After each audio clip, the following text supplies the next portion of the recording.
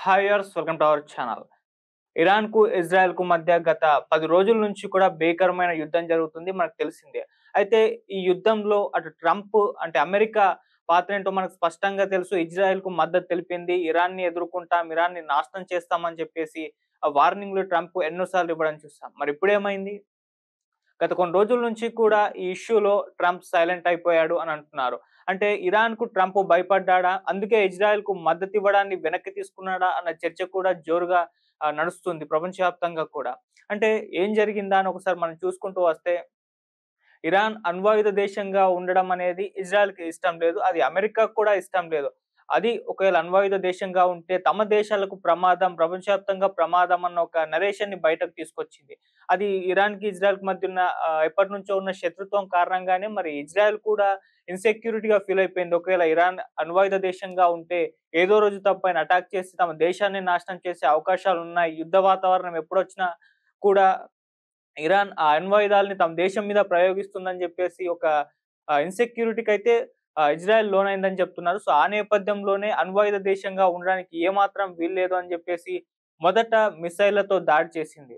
So, ఈ విధంగా Iran పైన యుద్ధం మొదలుపెట్టింది మాత్రం ఇజ్రాయెల్ అని జెప్పుకోవాలి. అటు ఇరాన్ కూడా అంటే అణ్వాయుధాలని తయారు చేసుకునేందుకు యురేనియం నిల్వల్ని చేస్తున్నారు. వాటితో మొత్తం కూడా అణ్వాయుధాలని తయారు చేసుకుంటున్నారు. అది కూడా కొండ ప్రాంతాల్లో లోపల బంకర్‌లలో తయారు చేస్తున్నారన్న న్యూస్ కూడా అప్పుడు బయటకొచ్చింది. సో, ఆ న్యూస్‌ని బేస్ చేసుకునే ఇజ్రాయెల్ భీకరమైన దాడులైతే అటు ఇరాన్ మీద అండ్ ఎక్కడైతే అణుస్థావరాలున్నాయో వాటి మీద దాడి చేయడం మొదలుపెట్టింది.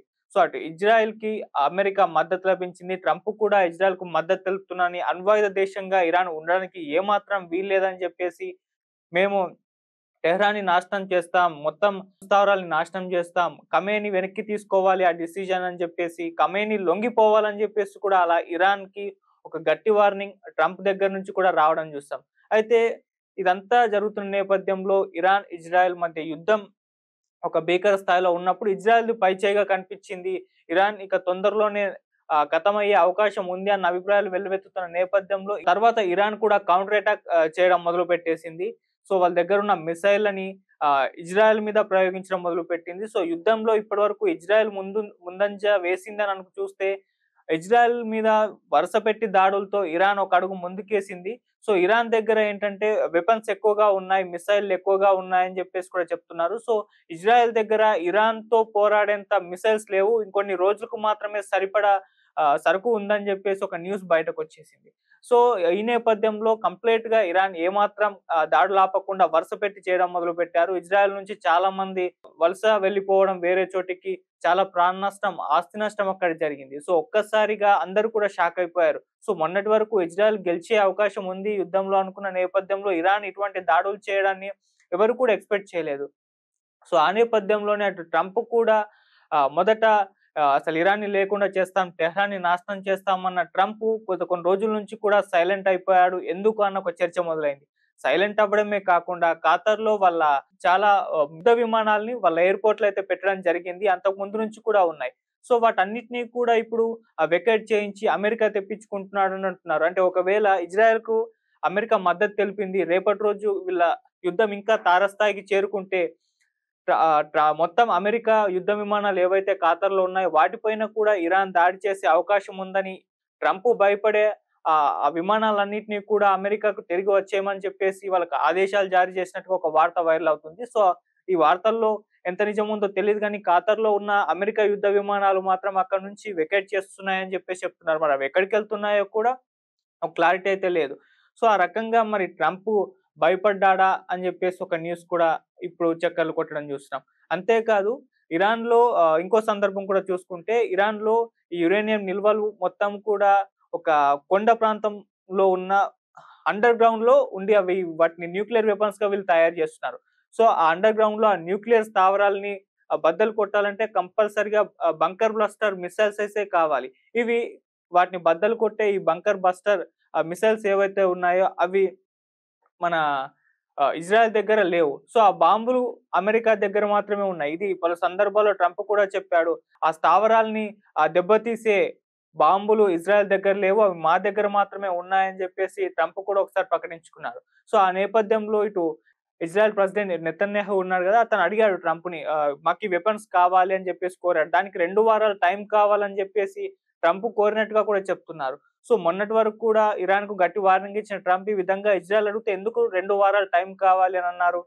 ఒకవేళ 2 వారాలు టైం కావాలి అన్నది ఆహ్, అంటే అప్పటి వరకు సెట్ చేసుకోవడానికా? లేకుంటే దీన్ని కాస్త పోస్ట్‌పోన్ చేద్దాము, దీన్ని సాగదీద్దామన్న నేపథ్యంలో ఆ ఆలోచనలో ట్రంప్ ఉన్నాడా? అసలు ట్రంప్ ఉద్దేశ్యం ఏంటో ఎవరికీ కూడా అర్థం కాలేదు.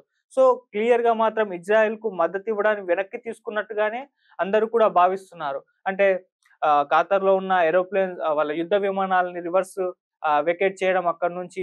ఈ విధంగా ఇజ్రాయెల్ సహాయం అడిగినా కూడా చేయకపోవడం అనేది ఇవంతా కూడా ఇరాన్‌కు భయపడి ఇక ట్రంప్ వెనకడుగు వేశాడు అని చెప్పేసి మాత్రం చెప్తున్నారు. సో, ఇందులో ఎంత నిజం ఉందో తెలీదు గానీ పరిస్థితులు చూస్తే మాత్రం ఆ విధంగానే ఉన్నాయి. ఇక ఇరాన్, ఇజ్రాయెల్ మధ్య యుద్ధం ఎప్పుడు ఆగుతుందా అని జెప్పేసి ప్రపంచవ్యాప్తంగా అందరూ కూడా ఎదురు చూస్తున్న నేపథ్యంలో వీళ్ళ యుద్ధం మాత్రం ఇప్పట్లో ఆగే పరిస్థితే కనబడట్లేదు. అటు ఇరాన్ ఏమంటుందంటే, ఇజ్రాయెల్ దగ్గర మాతో యుద్ధం చేసేంత సరుకు లేదు. అందుకు మేము యుద్ధాన్ని ఆపము. దీన్ని కంటిన్యూ చేస్తామని జెప్పేసి అటువైపునేమో ఇరాన్ వైపు నుంచి ఖమేని వార్నింగ్‌లు ఇస్తున్నాడు. ఇజ్రాయెల్ కూడా మేము ఇప్పటివరకు చాలా ముందంజలో ఉన్నాం. ఇరాన్‌ని నాశనం చేస్తాం. ఇరాన్ అణ్వాయుధ దేశంగా ఉండకూడదు.